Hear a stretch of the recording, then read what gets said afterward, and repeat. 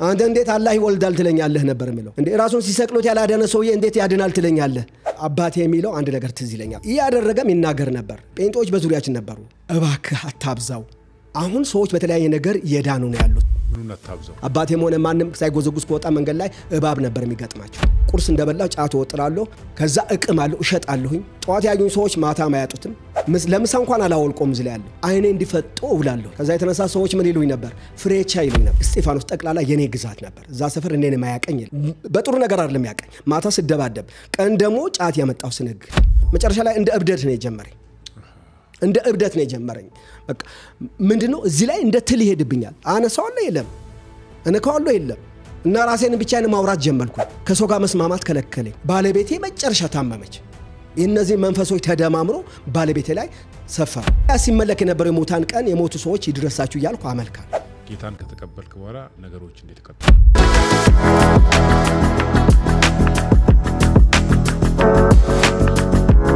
እንኳን ደህና መጣ ወንድማችን እንኳን ደህና ቆያችሁኝ ሁሉ ሰላም እግዚአብሔር ይመስገን አሜን እስቲ እንግዲህ ለተመልካቾች ራስን በማስተዋወቅ እንጀምር ጀማል ሽኩር ንስራነ ባላለሁኝ የአምስት ልጆች አባት ነኝ ሙስሊም ቤተሰብ ነው የተወለድኩት በሙስሊም ቤተሰብ ተወልጄ ያው ያን ሃይማኖት የተከተልኩኝ አደኩኝ ከማደጌ ስርዓቶችን ስፈጽም ቁርአን ስከታተል መስጊድ ይሄድኩኝ ቁርአን ስከታተል ደረሳ ነበረን የሚያስቀራን ቁርአኑን የሚያስቀራን ያን ያቀራሁኝ የተወሰነ ጊዜ ይሄድኩ ጎን ለጎን ደሞ ትምርቴንም የተማርኩኝ በእንደዛ አይነት ነገር ስቀጥል ለቤተሰቤም ሳገለግል ሳርሳጭድ ከብት ስጠብቅ በእንደዛ አይነት አደኩኝ ከዚያ በኋላ ልክ ያን ስርዓት ስፈጽም ነበር ቤቴ ውስጥ ግን የሚደረግ ነገር ሁሉ ያው በልጅነቴን ትዝ የሚሉኝ ብዙ ነገሮች አሉ በቤት ውስጥ የሚደረግ ነገር በቤቴ ውስጥ ትልቅ የሚመለኩ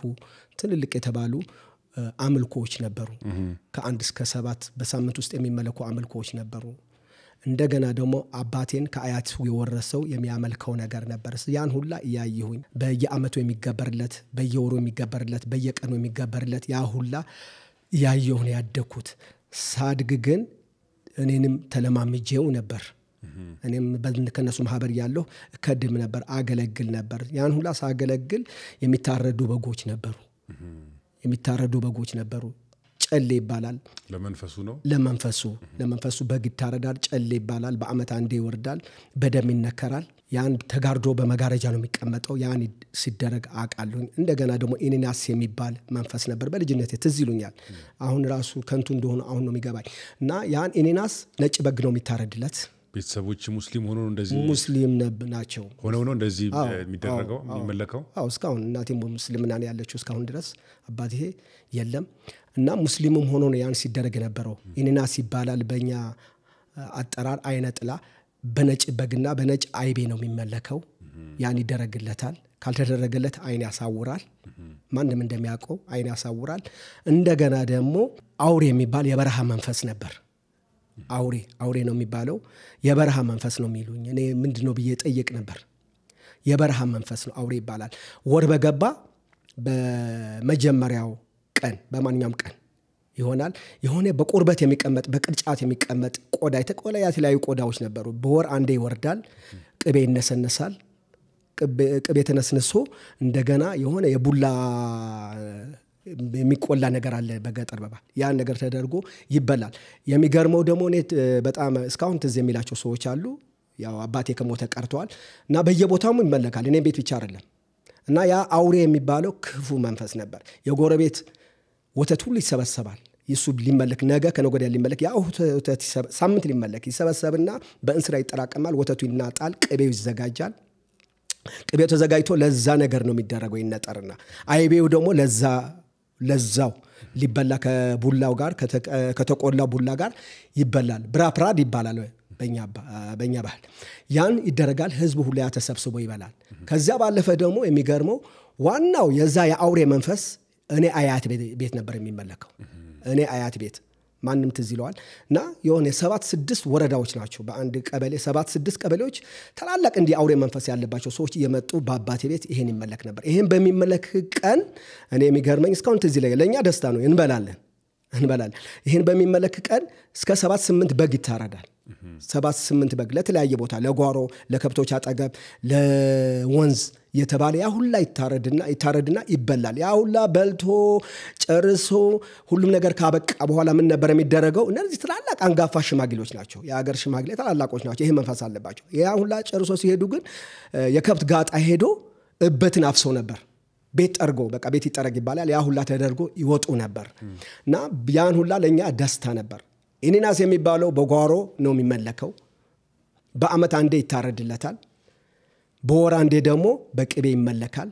ልክ በጣባ ነው የሚቀመጠው። በጣባ ተቀምጦ ምንድነው የሚደረገው? ፀሐይ መውጫ አካባቢ ያሳዩታል።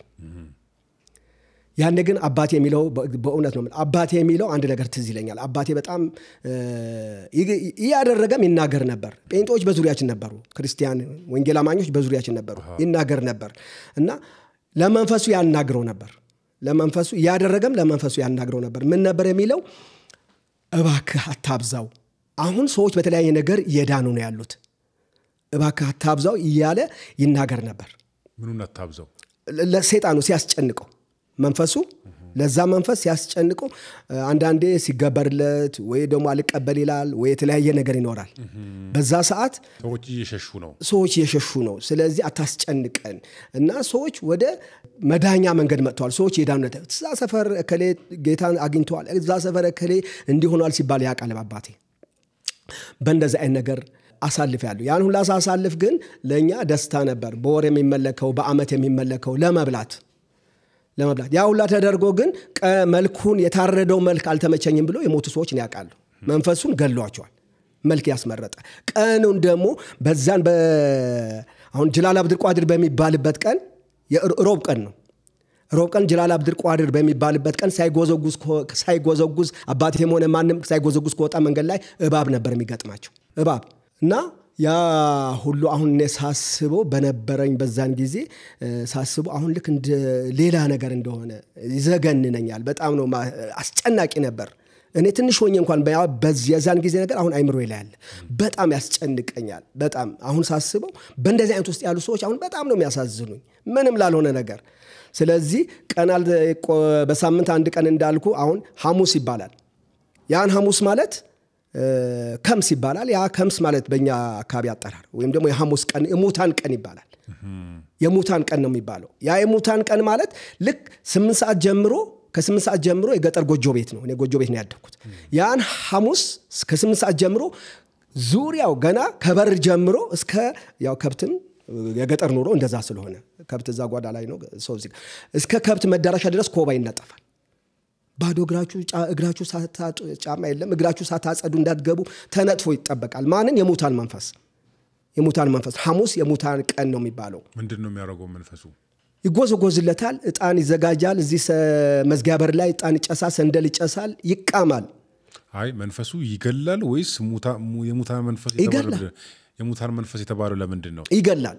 ማንን ይገላል? ያን የሚያመልከው ሰው ካላመለከው ይገላል። አንድ ሁለት ደግሞ የሙታን መንፈስ የሚባለው ከምስ የሚባለው ቀን ሙታኖች ይመጣሉ፣ መስዋዕት ይቀበላሉ። ከምስ የሚባለው ቀን ወይም ሐሙስ የሚባለው ቀን የሌላው በሌላ ተለያየ ቦታ ሊኖር ይችላል። እኛ መንደር ወይ በእኛ ክልል እኔ በተወለድኩበት አገር ላይ ከምስ የሚባለው የሙታን ቀን ማለት ከምስ ማለት ወይም ሐሙስ ማለት እነዛ የሞቱ ሰዎች ይመጣሉ፣ መስዋዕት ይቀበላሉ። በቃ እንግዶች ይመጣሉ እንደማለት ነው። መንፈሱ ይመጣል። ከ8 ሰዓት ጀምሮ መንፈሱ አለ። የከብት ቤት አይነካውም። ምድጃ አካባቢ የገጠር ምድጃ ጉልቻ ያለበት አካባቢ የሆነ ቆሻሻ ነገር አይቀመጥም። ቤቱ ጸጥቶ ነው የሚጠብቀው። ልክ 8 ሰዓት ከተደረገ በኋላ ከ10 ሰዓት ጀምሮ የቆጮ ድፎ ነው የሚደፋው። ትልቅ የቆጮ ድፎ የቆጮ የግንዱን የኮባ ግንድ ይዘለዘልና በንጣል ላይ ይጣላል። ትልቅ ቆጮ ይሄን የሚያክል ቆጮ ይጋገራል። ዳፓ ይባላል። ዳፓ እና የቆጮ ድፎ ይደፋል። አይቤ ይዘጋጃል። ማታ ሰው ሁሉ ይሄን ቡና ተፈልቶ ይጠጣል። እኔ ከሚገርመኝ ያን ሲደረግ አንድ ሰው ቡና ቀጂ ለማለት ምልክት ነው የሚሰጣት። አይወራም። በቃ መንፈሱ መጥቷል። ይረበሻል። ስለዚህ ድምጽ አይወድም ይባላል። ማንም አሁን ይሄን ሳወራ ማንም የሚረዳው ነገር ነው። በተለይ ደግሞ ወደ እኔ የተወለድኩበት ክልል ማንም የሚያውቀው ነገር ነው። እና ቡና ቀጂ አትባልም። የቡና የሚያደርሰው ሰውዬ ወይም ሴትየዋ ተጠንቅቃ አትነሳ፣ እኔ አደርሳለሁ ነው የሚባለው። መንፈሱ እንዳይረበሽ ነው። የቆጮ ድፎው ተደፍተዋል፣ አይቤ ተዘጋጅተዋል፣ የቡና ቅቤ ተዘጋጅተዋል። ይሄ ሁሉ የተደረገ ግን ሰው እንቅስቃሴ የለም። ጎረቤት ይጠራል። ልጅ ያገባ እኔ በዛው ግቢ ውስጥ ነው ከቤተሰብ ጋር ነበርኩኝ እና እኛ ተጠራርተን ወንድማማቾች እህትማማቾች በእናታችን ቤት ይሄን ነበር የምናደርገው። ስናደርግ ግን ልክ 10 ሰዓት ጀምሮ ይሄን ዝግጅት ካለ በኋላ ልክ ከብቶች እንደገቡ ከ12 ሰዓት በኋላ እዛ እንቀመጣለን። አናወራም። ልጆች ነን። ካወራን ይቆነጥጡናል ወይም ደግሞ እረፉ እንባላለን። እና ያን ሁላ ያደረግን በእንደዛ አይነት ነገር ይቀጥላል። ሮብ የተባለውም ቀን ነግሬሃለሁኝ እና ማክሰኞ ይጎዘጎዛል። ማክሰኞ ጫት ሳይጎዘጉዝ ወይም ደግሞ የሆነ ኮባ ገፋ ቢል አባቴ ትዝ ይለኛል ሲናገር የነበረው ጫት አይወድም ነበር። ጫት ብዙ አይቅምም ካለው ከጤናም ችግር የተነሳ። ስለዚህ ገፋ ቢል ኮባ እንዲያንጥፎ መዝጊያው ስር ኮባ እንዲያንጥፎ አንድ ጫት እንዲጥሎ በቃ ቁጭ ብሎ አመስግኖ ወይም ደግሞ በዛ ዱዓ ለምኖ አድርጎ ይወጣል። ለእርሻም ሆነ ለአጨዳ ወይም ሌላም መንገድ ሊሄድ። ያ ካላደረገ ግን መንገድ ላይ ቅድም እንዳልኩት እባብ። ስለዚህ በእንደዚህ አይነት ማህበር ውስጥ አደግኩኝ። እድሜም ሲደርስ እንግዲህ እነዛ ነገሮች እየተደረገ እያለ ወጣሁኝ። ከክፍለ ሀገር ወጣሁኝ። ያ ነገር እየተደረገ እያለ ወጣሁ። ይገርምሃል፣ ያው አነሳዋለሁኝ። እንዴት ወጣ? ለምን ወጣ?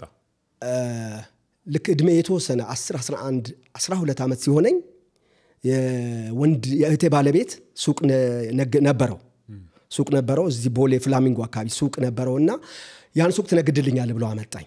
እሱን ይዞኝ ከመጣ በኋላ ግን ያ የሚደረገው ነገር እኔም አደርገው ማለት ሱቅ ተወሰነ ነገድኩኝና ወጣሁ። እንደገና ሱቁም አልተመቸኝም። ወጣ ከተማም ነገር ሳይ ለራሴ ወጣሁ። ምን ለማድረግ ልስሎ እየጠረኩኝም ግን ገጠር አባት እናቴ ሲያደርጉት የነበረው ነገር እኔ ማደርግ ነበር። ቀኑን እጠብቃለሁ፣ ጎዘጉዛለሁኝ። ደግሞ ያን የተባሉ ቀናቶች ከ1 እስከ 7 ያሉ ቀናቶች ሁሉ አደርጋለሁኝ። ስርዓቱን ጠቅላላ አደርግ ነበር። ግን በእንደዛ አይነት ሁኔታ አለፍኩኝ። ኦኬ። አዲስ አበባ ከመጣ በኋላ ማለት ነው። ከዛ ቀጥሎ ምን ሆነ?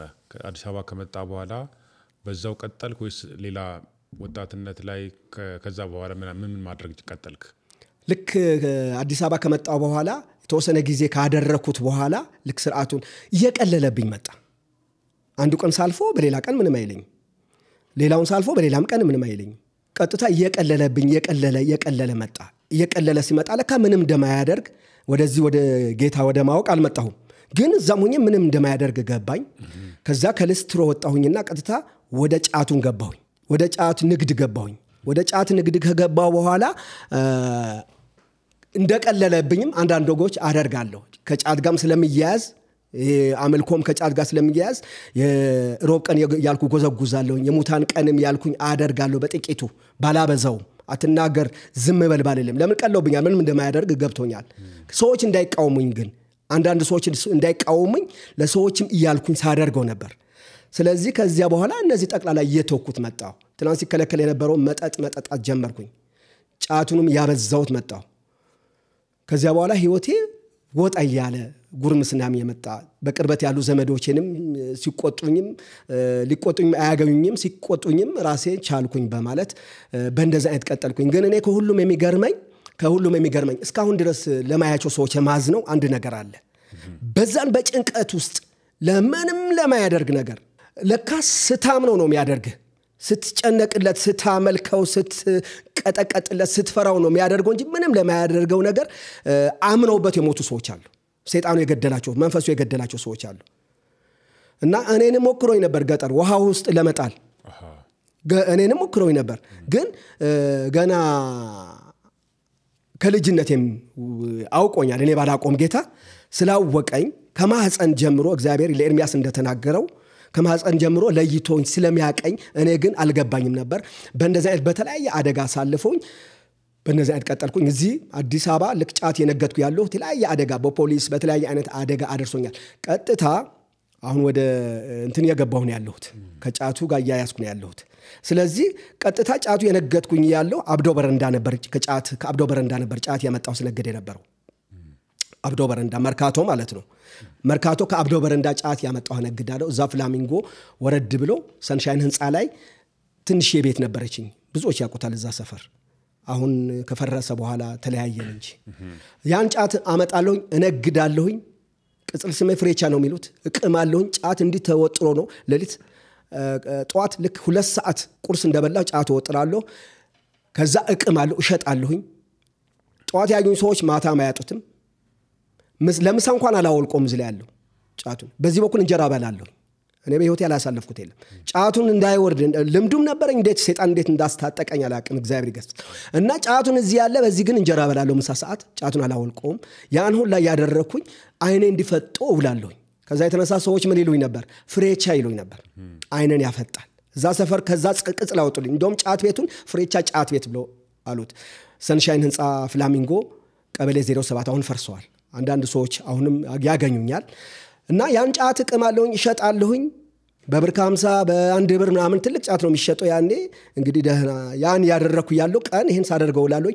ቀን የሚቀሙ ሰዎችም ግሩፖች ነበሩ ልክ 12 ሰዓት በኋላ ደግሞ የመጠጥ ግሩፕ ነበር ልክ 12 ሰዓት በኋላ ልክ ያ ነገር እስከ 12 ሰዓት ሲሆን ይጨንቀኛል በቃ ጠርጋለሁኝ ቶሎ ምናምን ገራባውን ወደ ውጪ ጥለውና ወደ አረቄ ቤት ነበር የምንወጣው እስላም ነኝ ይሄን ማደርገው እዛው ሃይማኖት ውስጥ ያለው ስለዚህ መጠጥ ቤት እስከ ሌሊቱ ድረስ ከለጋር መልስ እስከ እስጢፋኖስ ከቦሌ ሸዋ ዳቦ መልስ እስከ እስጢፋኖስ ከወራኤል መልስ እስከ እስጢፋኖስ ጠቅላላ የኔ ግዛት ነበር እዛ ሰፈር እኔን ማያቀኝ የለም በጥሩ ነገር አይደለም ያቀኝ ማታ ስደባደብ ቀን ደግሞ ጫት ያመጣው ስነግድ ልክ ይደርሳል በዓል ሲደርስ ልክ እንደማንኛውም ገጠር ገባለሁ እንደማንኛውም ገጠር ገባለሁኝ ገጠር ገብቼ ያው አያቁም ብዙዎች አንዳንዶች እንደማንኛውም ያው ሙስሊም ነኝ ስርዓቱን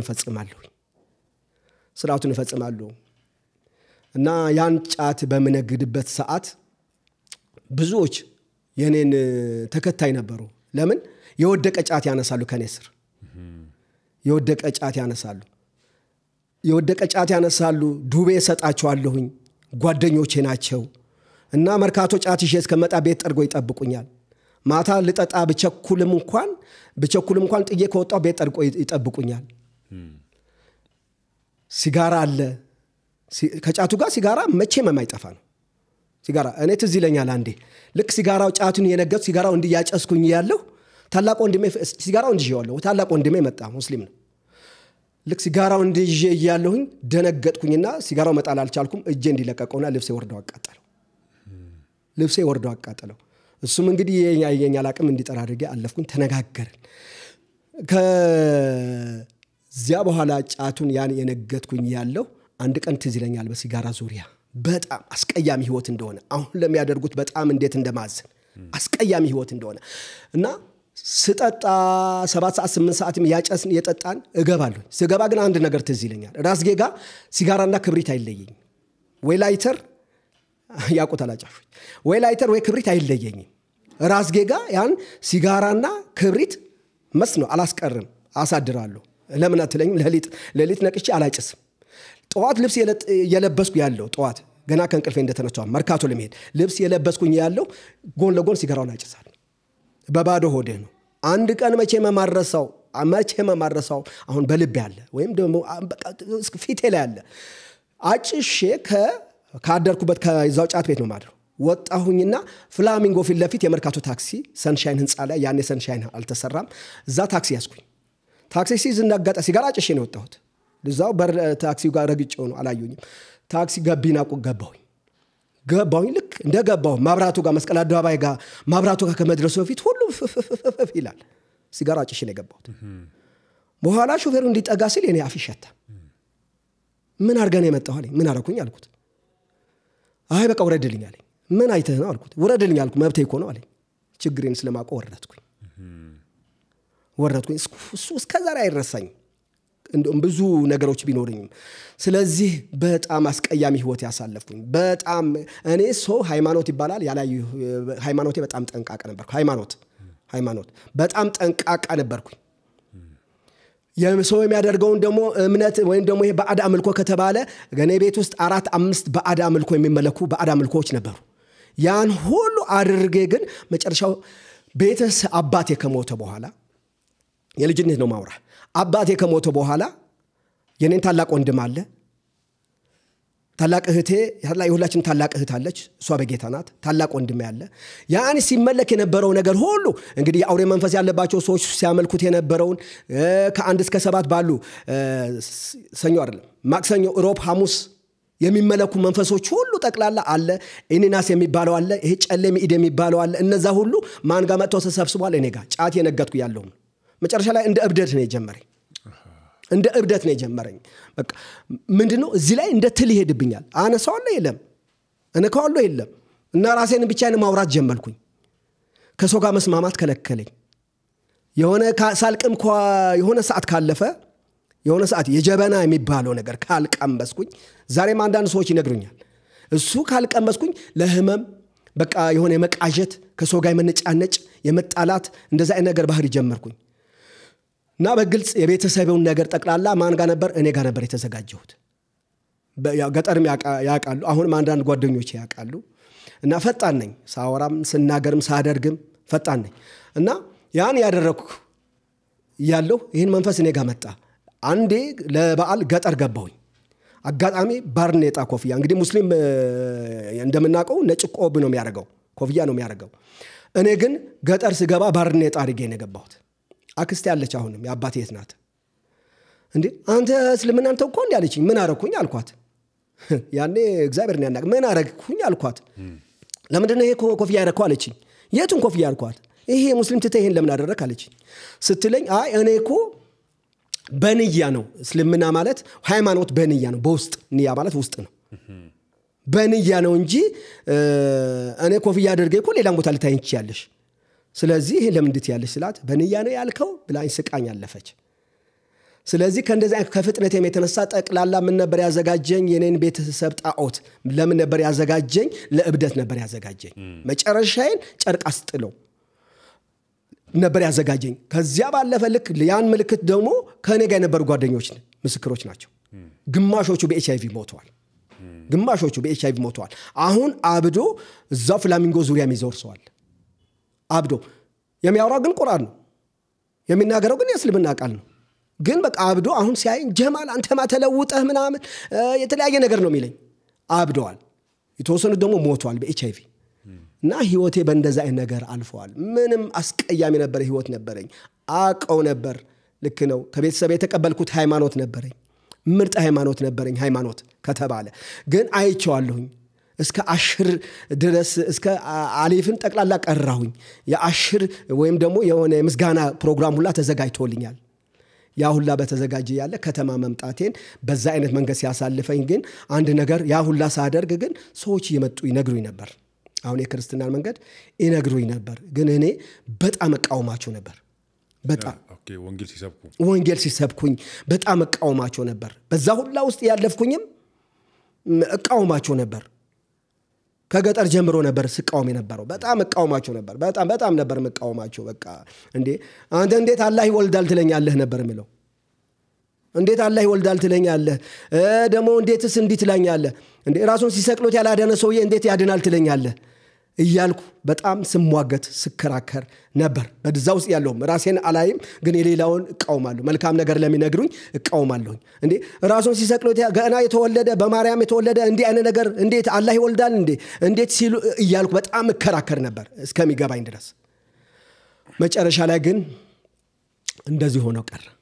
ግን እንዴት ከዚህ ሁሉ መንገድ በኋላ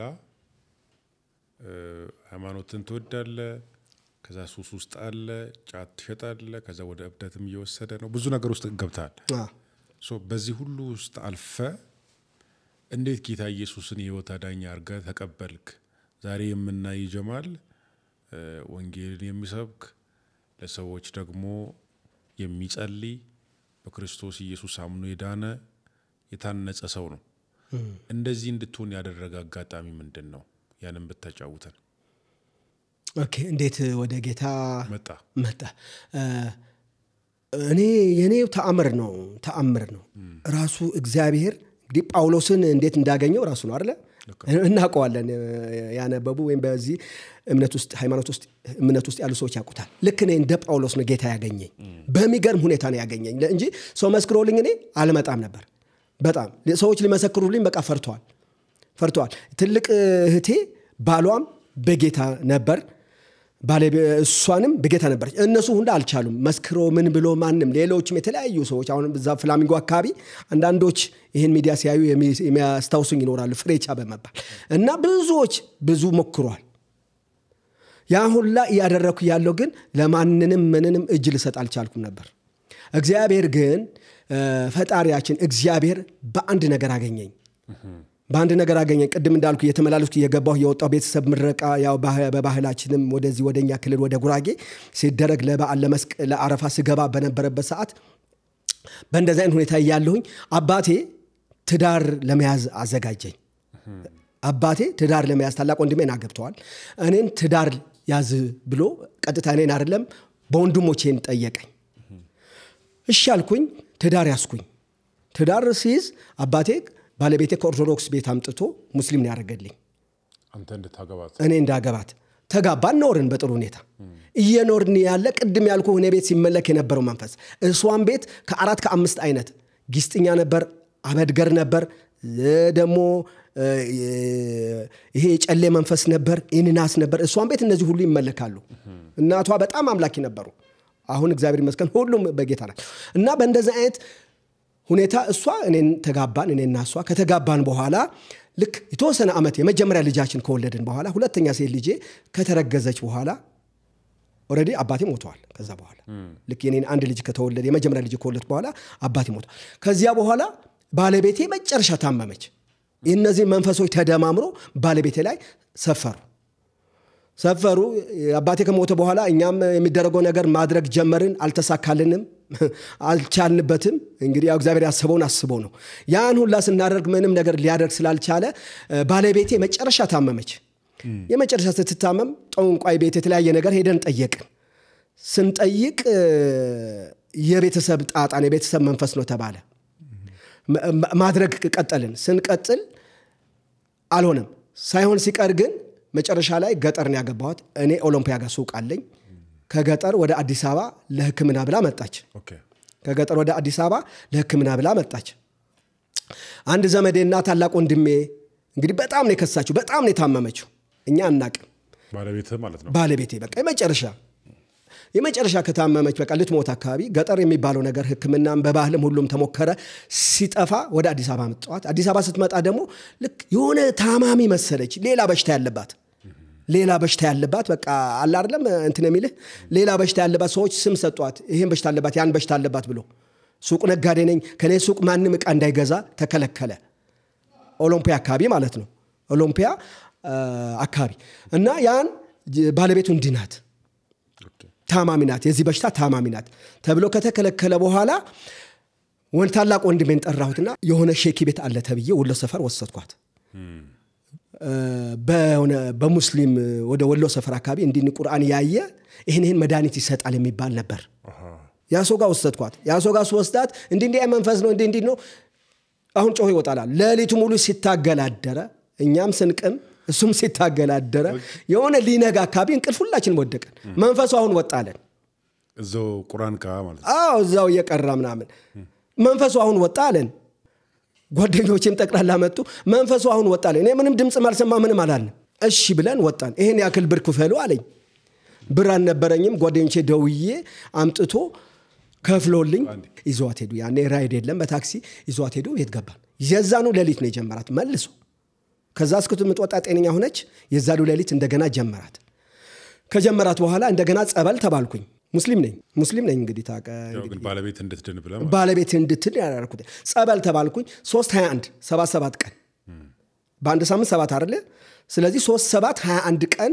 ጸበል ልብስ እንዲዤ ጸበል አስጠመቋት ምንም ለውጥ አላገኘንም መጨረሻ ላይ ታላቅ ወንድሜ ጠራሁትና እንግዲህ ስም ተሰጥቷታል የዚህ በሽታ ታማሚ ናት ተብላ የሆነ የበሽታው ስም ተጠርቶ የዚህ በሽታ ታማሚ ናት ተብሎ ስም ተሰጥቷታል ከዚያ ታላቅ ወንድሜ ጠርቼው ላምበረት አካባቢ አንድ ዘመዳችን አለ ከሱ ጋር አንድ ላይ ይዟት ተክለ ሃይማኖት ከፍተኛ ክሊኒክ ይዟት ሄዱ ተመረመረች ጠቅላላ ደም ያልተባለ ነገር የለም ጠቅላላ ተመረመረች ጠቅላላ ሳይዋች ምንም በሽታ የለባትም አሉ እውነታቸው ነው ደግሞ ምንም በሽታ የለባትም አሉ ይዟት መጡ ከመጡ በኋላ እኔ ሱቅ ላይ ነኝ ያለሁት ምን ተባለ እውነት ነው እንደ በሽታው አይ ምንም የለባትም የዛኑ ሰዓት ወሰንኩኝ። ከዛ በፊት ግን የመጡ የሚነግሩኝ ባባረራቸውም በቃውማቸውም የሚነግሩኝ ሰዎች ነበሩ። ማን? ክርስቲያኖች ነበሩ።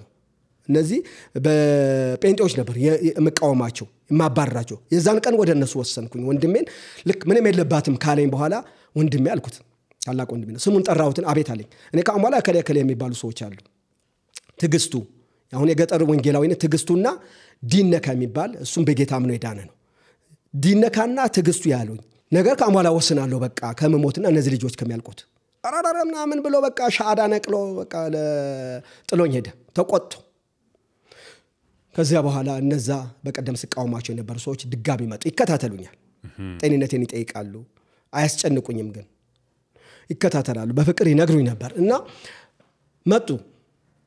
ጤነኛ ናት፣ በሽታ የተለየ በሽታ የለባትም ከተባለ ያን ከሰሙ በኋላ ከመጡ በኋላ መጡ። ቀጥታ መጡና ጀማል አሉኝ። አቤት አልኳቸው። እንግዲህ አይተሃል፣ ወደ ሼክም ጋር አይተሃል፣ ጸበልም አይተሃል፣ ገጠር የሚባለው ነገር ሁሉ አይተሃል። አሁን የመጨረሻ ውሳኔ ምንድነው አሉ። ግራ ገባኝ። በቃ ምንም ልወስንም ውስጤ አይቀበልም። እና እሺ በቃ ምናምን ለማለትም አይደለም ወስን፣ ለምን ታመነታለህ? ወስን አሉኝ። እሺ ምን ላደርግ አልኳቸው እየተቆጣሁ። ምን ላደርግ ስላቸው እቺ እህታችን አለ ጫት እንዲይዣለሁ አፌ ላይ። አሁን የገጠር ወንጌላዊነት ትግስቱ ይባላል። እዚያውን መስቀል አደባባይ ያለ ዲነካ ይባላል። እና እቺ እህታችን አሉኝ ይህ መንፈስ ጮሆ ወጥቶ ድጋሚ መጥቶ ከያዛት እቺ እህታችን ጤነኛ ካልሆነች የገጠር ወንጌላዊ ምን ይለኛል? አሁን አፍ ውስጥ ያስቆ ጫትን የቅመዋለሁኝ ይሄን ጌታ ተዋለሁ አለኝ። ነው እንዲህ አልኩት። ደነገጥኩኝ። እስከዚህ ድረስ ነው አልኩ። አዎ አልኩ። እና ታራ ምን ላደርግ? እንዴት ነው ምንድነው የሚደረገው አልኩ። ምንም አንተ የምታደርገው ነገር የለም፣ በቃ ጸሎት ይደረግላታል አሉኝ። ሐሙስ ቀን ላይ ነው ጸሎት ይደረግላታል። ምንም አንተ የምታደርገው የምትከፍለውም ነገር የለም። በቃ ከአሁን በፊት እኮ ብዙ ከፍለሃል፣ ብዙ አድርገሃል፣ ብዙ ትላንት አባትህን ሲያደርጉ የነበረ ነገር አድርገሃል፣ የተባለ ሁሉ አድርገሃል። በቃ አንተ እኮ እቺ እህታችን ብትሞትም የሚከፈለው ነገር ሁሉ እንደሰው ከፍለሃል፣ ግን አንተ ጨርሰሃል። አሁን ግን አንድ እድል ስጠን እንጸልይላት፣ ይጸልይላት አሉኝ። እንዴ ታራ እሺ መቼ እንዴት አሁን ስላቸው አይደለም አሉኝ። ስላቸው ሐሙስ ቀን ነው፣ ነገ እኛ መተን እንወስዳታለን። አላቅም ያኔ ሙሉ ወንጌል ቃለ ሕይወት ምናምን አላቅም። እኔ ነገ መተን ጸሎት ቤት አለ እዚህ ጎተራ ጋር፣ እዛ ሙሉ ወንጌል የሚባል አለ፣ ይዘናት እንሄዳለን። አርብ ቀን ነው። አርብ ሙሉ ወንጌል የፈረሰው እዛ አደባባይ ላይ የነበረው አርብ ነበር። አሁን ነው የሚገባኝ። እና እዛ እንወስዳታለን ነው አልኳቸው። አዎ ትድናለች፣ አዎ ትድናለች፣ እርግጠኛ ናቸው? አዎ እሺ አልኳቸው። ከዛ ከነሱ ጋር እኔ ጫቴን የቃምኩኝ፣ አቅፈው ስመውኝ፣ አልተጠየፉኝም። ምን መጻየፍ የለም ምን የለም። ጥሩ ነገር አሳይቶኝ በቃ በእውነትም በአምላካቸው ምጥቅመውን ጫት ተቀማለሁ ብሎኝ ጥሎኝ ሄዱ። መቼ ነው ሆኖ? ይሄ ሐሙስ ቀን ነው። ሐሙስ ቀን ነው። ቅድም ያልኩ ነገር አንድ ነገር ያዝልኝ። ሐሙስ ይጎዘጎዛል ብያለሁ። የሙታን መንፈስ ይባላል። ገጠር ቆጮ ድፎ ይደፋል፣ የተለያየ ነገር ይደረጋል። እና ሐሙስ ቀን ነው የሆነው። ስለዚህ ልክ የሱቅ ባንኮኔ እንዲህ ያለ እዚህ ጋር ተነግዳለ፣ ሰው ቆሞ ይገዛል። ከስር ግን ያው የቃታ አስቀምጣለ፣ ሰውም ያርፋል አይደል? እቺ ባለቤቴ ታማ እዛ ስር ተኝታለች። የዛኑ ቀን ልክ ሐሙስ ቀን ላይ ነው ማታ ይሄን ያደረኩ። ቆጮ ስለማይመች የተለያየ ነገር ላለማድረግ ሽምብራና ስንዴ እየቀቀለ እዚህ ሱቅ ላይ ይደረጋል። ብዙዎች ያደርጉት ነበር። አሁን ያደርጉት አላቅም። ባለ ሱቆች ሙስሊሞች ይደረግ ነበር በፊት፣ አሁን አላቅም። እና ንፍሮና ስንዴ አንድ ላይ እቀቅላለሁ። እቀቅልና አንደኛ ሱቋን እንድሰፋ እበትናለሁ። ሱቋ ላይ እበትናለሁ።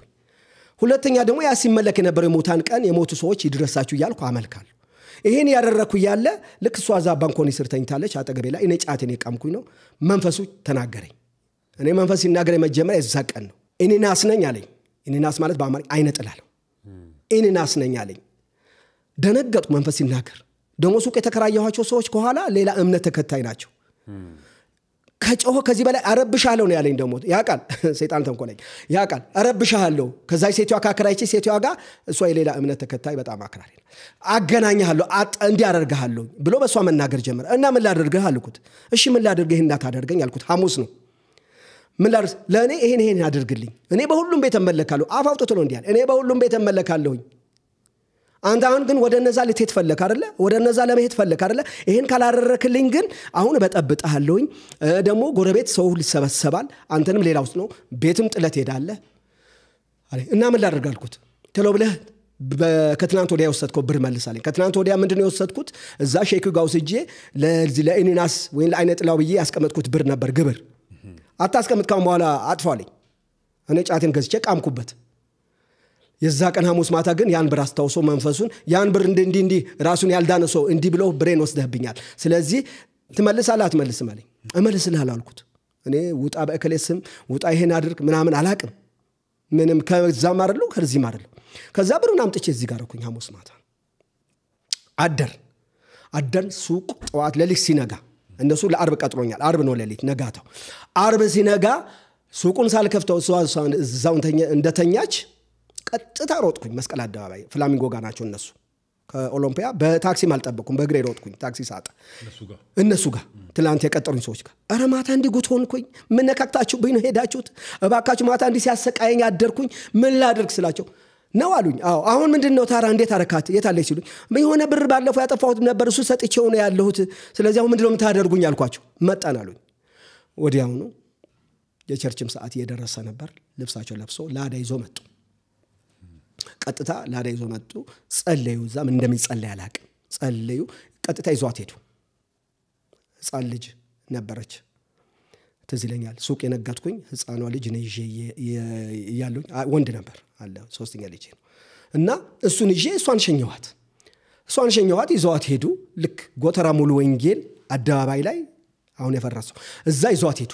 ይዘዋት ከገቡ በኋላ ፕሮግራም አልተጀመረም። ቁጭ አሉ ሁሉ በመሃል አድርገዋት።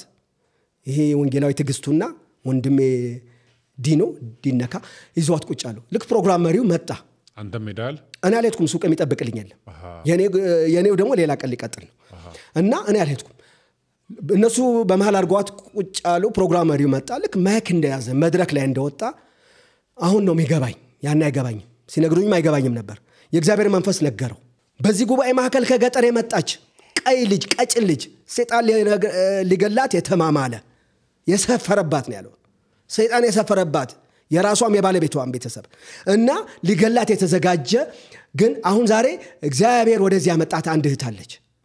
ስለዚህ አሁን ባጠገባችሁ ያላችሁ ዳቆናቱን ተዘጋጁ፣ ባጠገባችሁ ያለ ሰው ሆኖ ተጠባቁ። መንፈሱ አሁን ይወጥቃል። ገና ጌታ ማታቅም ነው ያለው እና መንፈሱ አሁን ይወጥቃል፣ ተዘጋጁ አለ።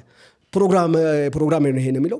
እየጸለየ ያለ ደግሞ ይሟገተኛል ይላል። እኔ አሁን ነው የሚገባኝ፣ ለሌላው ላይገባ ይችላል። እዚህ ነገሮች እንትን ሲገለጡልህና ወደ ይሄ የጌታን መንገስ ሲሆን ነው ይሄን መንፈስ የሚገባ እና ደግሞ ይሟገተኛል። አሳድጌ እውነትም አሳድጓታል። ይኮረኮመም ከቤተሰቧም ከዛም ያለ አሳድጓታል እና አሳድጌ እንደ ዛሬ ለቃሉ ይለኛል። ስለዚህ ወገኖች የሚያሳድግ እግዚአብሔር ነው እንጂ ሰይጣን ያሳድጋል እንዴ? አሁን እገስጸዋለሁ በጌታ ስም ብሎ በኢየሱስ ስም ብሎ ሲገስጽ እሷንም ሌላ ሰው የጠበቀች ነው ያለው። አታውቅም እንግዲህ ልክ እሷን ላይ አንስቶ አፈረጣት። ዳቆናቱን ጸሎት ክፍል ይዘዋት ሄዱ። ስለማታውቅ እሷም አማርኛ ሳይሆን ያው ውስጥ ያለውን ስለማታውቅ እነዚህ ሁለት ወንድሞች ተከትለዋት ሄዱ። ጸሎት ቤት ተጸለየላት። 7 መንፈስ ነው ጮኸው ነው ያወጣው። የባለቤቷ ቤተሰብ ያለ የራሷ ቤተሰብ ያለ ወንዝ ዳር ላይ ከገበያ ስትመጣ በእንጀራ ያስኳት ያለ እንጀራ እንዲህ ወደ ላይ ስታረግ በእንፋሎት ገባ። ተለያየ መንፈስ ወጣ። መጨረሻ ላይ ግን አንገቷ ላይ ታሰረ። ገጠር ለጌጥ ብሎ የሚያስሩታል። እሱን በዚህ ደግሞ የተሰራ ነገር አለ ብለው በጥሶ ሽንት ቤት ጨመረው። ተጸለየ። ጤነኛ ሆነች። ተጸልዮ ጤነኛ ሆነች። ይዘዋት መጡ። እኔ እንግዲህ ያው እንደ ተለያየ ሌላም ቦታ ስወስዳት እንደነበረ በተለያየ ሁኔታ እንዳየሁትም ያው ጠብቃለሁ። ካመጡ በኋላ አመሰገኑ፣ ጸለዩ፣ ወደ ቤት ሄዱ። ሌሊት ያው ሌላ ጊዜ እንደተለመደው ሌሊት ይቀሰቅሳታል፣ ይረብሻታል። እኔንም እረበሻለሁ። የዛ ቀን ሌሊት ሰላም አደርን አልኩኝ። እነቃለሁ። ልክ እሷ በሚረበሻ ሰዓት የለመድኩትን መንቃት እነቃለሁ እና የለም። የዛን ቀን ሌሊት ስነቃ የለም፣ ተኝታለች። በጣም ተኝታለች እንቅልፏ። ቀጠልን። 2 ቀን ሆነ። አርብ ነው የሆነው። አርብ አደረች። ከዚያ አርብ ሰላም አደርን። ቅዳሜ መጡ እነዚህ ወንድሞች። ቅዳሜ መጥቶ ጀማል አሉኝ። አቤት አልኳቸው።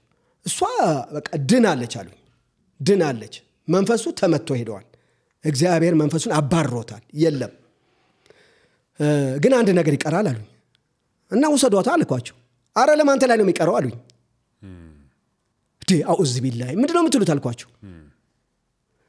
አንተ ነው የሚቀረው። ምንድነው እኔ ላይ የሚቀረው አልኳቸው። አንተንም ይህ ጌታ እንደ አዳኝ አድርገህ መቀበል አለብህ። አይ የኔንማ አይሆንም አልኳቸው። የኔንማ አይሆንም ስላቸው ለምን አሉኝ። አይ በቃ እሷ ሰላም ከሆነች እኮ እኔ ጋር ችግር የለብኝም። እኔ ያለብኝ ችግር አውቀዋለሁ። እኔ ደህና ነኝ። ይኸው የቃምኩኝ የበላሁ ይኸው እየተጫወትኩ አይደለ እንዴ ምን ችግር አለብኝ? እንደሷ እኮ አያመኝም አልኳት። አይደለም ግዴታ ስለተኛህ አይደለም፣ ግዴታ ያን ስላደረክ አይደለም። አንተም በጌታ በኢየሱስ ክርስቶስ አምነህ ከቤተሰብህን ጣጣ መዳን አለብህ። ሁለተኛ ደግሞ የዘላለም ሕይወት ማግኘት አለብህ። በዛን አጠራር ጀነት መግባት አለብህ። እንዴት ነው ማደርገው አልኳቸው። አይ እንዴ አይደለም፣ እኔ እኮ እናቴ አባቴ የለም፣ እናቴ ሙስሊም ናት። ለአረፋ ሄጄ የሆነ ነገር ማድረግ አለብኝ፣ ደግሞ በዓል ሲመጣ ሄጄ መንከባከብ አለብኝ። ስለዚህ እኔ እኮ ምንም ሃይማኖት መቀየር አያስፈልገኝም አልኳቸው። ሃይማኖት መቀየር አይደለም አሉ። እኔ ትዝ ይለኝ፣ ሃይማኖት መቀየር አይደለም፣ እምነት ማመን ነው። የምታመነውን መምረጥ ነው። የዘላለም ሕይወት ነው እንጂ አሁን ሃይማኖት እያልን አይደለም። ስለዚህ አይግድ የለም እሷ እንደዛ ትቀጥል፣ እኔ ግን እንደዚህ ነው ስለው፣ አንደኛው አሁን የገጠር ወንጌላዊ ነው፣ የክፍለ ሀገር ወንጌላዊ ነው። ምንድን ያለኝን እስካሁን አይረሳኝ። ጀማል አለኝ። አሁን ለብዙዎች እናገራል። ጀማል አለኝ። አቤት አልኩት። አንድ ሰው ቤት ውስጥ ሲያምን አለኝ እስከነ መጠጫ ኩባያው ጭምር ነው ማመን ያለበት እንጂ አንተ ሌላ እሷ ሌላ አይደለም። ያ አይሆንም። አይደለም እንደ ትላንትናው ትሰቃይ ካልክ መንፈሱ ይቀጥል ካልክ ከፈቀድክለት ይሆናል። እሺ እናቴ ላስፈቅድ አልኳቸው።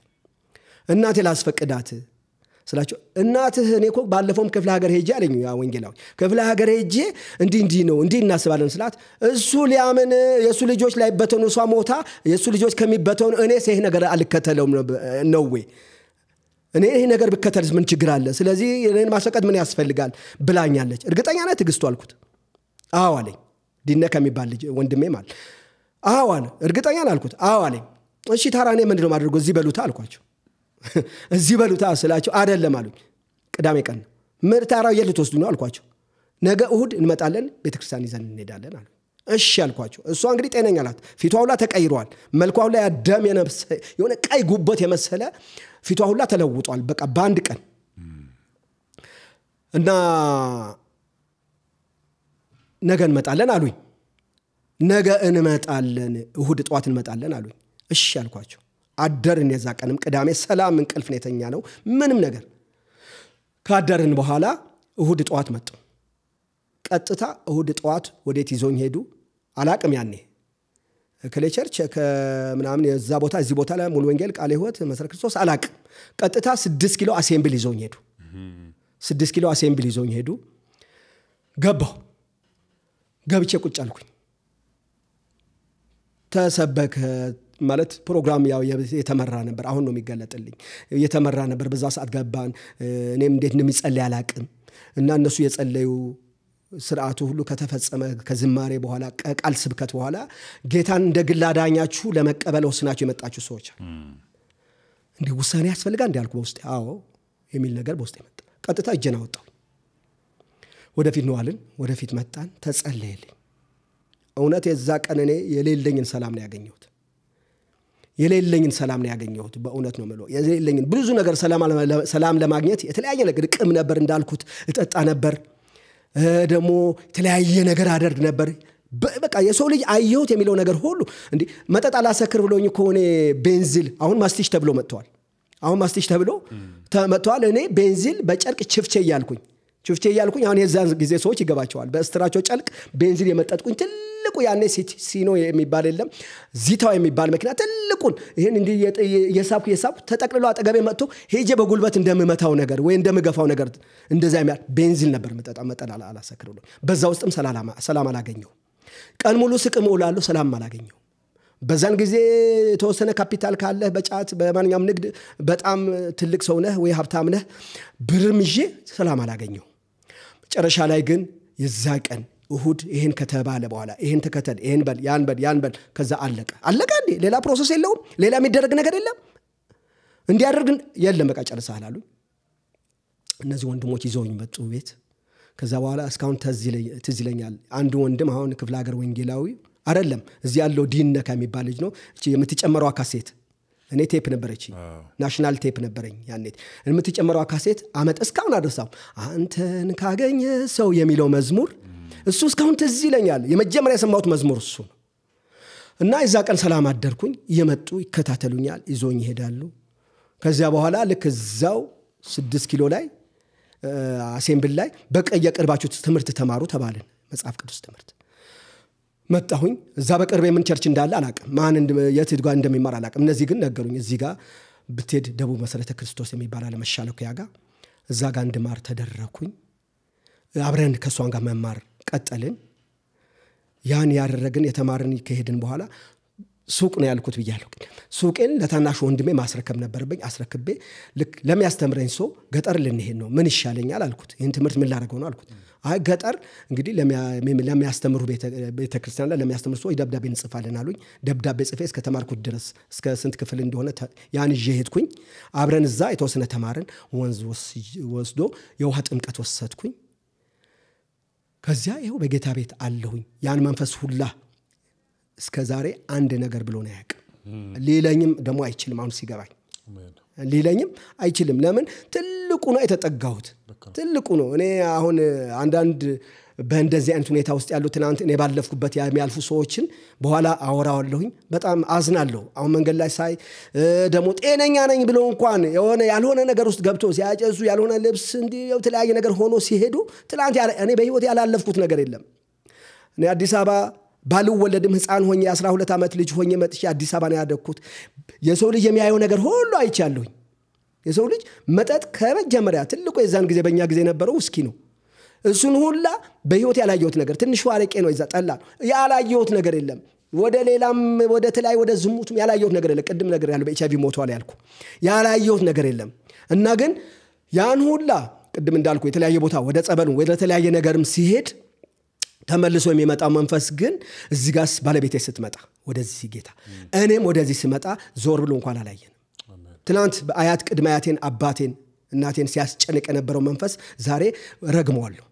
ዛሬ በድፍረት አንድ ቀን ሳት ከተባለ ሳይጎዘጎዝ አንድ ነገር ሳይደረግ ሳት ተብሎ ካመለጠ እንኳን ሰው እስከ መግደል ድረስ ስልጣን የነበረው መንፈስ ዛሬ ግን እኔ እዘምርበታለሁ፣ እገስጸዋለሁ፣ እሰድበዋለሁ፣ እረግመዋለሁ።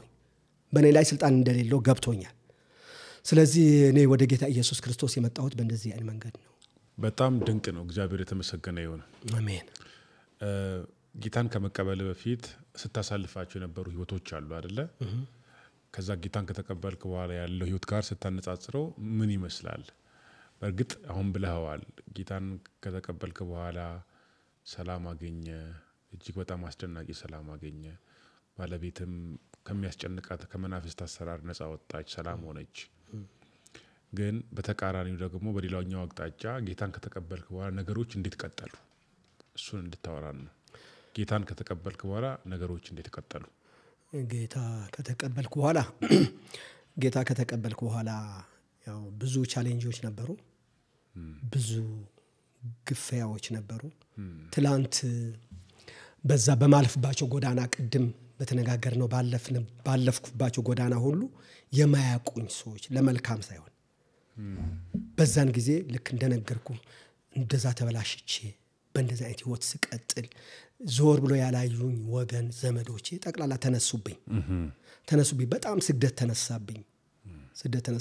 አንተ ቤተሰባችን ትናንት በአያታችን በቅድመ አያታችን በአባታችን ያልነበረ ነገር ይዘህብን መጣ፣ ሃይማኖት ይዘህብን መጣ፣ ሃይማኖት ቀየርክብን፣ እንዴት ስማችን ታጎድፋለህ ብሎ ተነሱብኝ። በጣም አስለቃሽ ነገር ነው። እናቴ ብቻ ነው አንድ ቃል ባይገባትም አንድ ነገር ነው የተናገረችው። እኔ እውነት ያስለቅሰኛል አለች። አሁንም በህይወት ደስ ይላታል አሁን።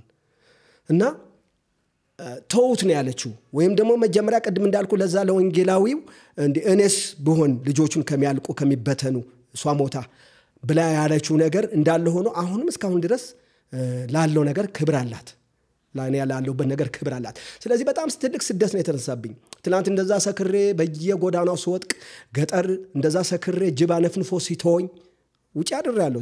የተለያዩ ቀኖች ውጪ አድሬ ሾላ ስር ዛፍ ስር ሰክሬ አድሬ ቤት መስሎኝ እኔ ትዝ ይለኛል። ሰክሬ ልክ እንቅልፍ የተወሰነ እንቅልፍ ከወሰደ ማለት ሌሊት ነቃ የለ ስነቃ ልክ እንዲህ እጄን ስዘረጋ ጤዛ ቀዝቅዞኝ ውጪ መኖሬን ያስታውስኩበት ጊዜ አለ።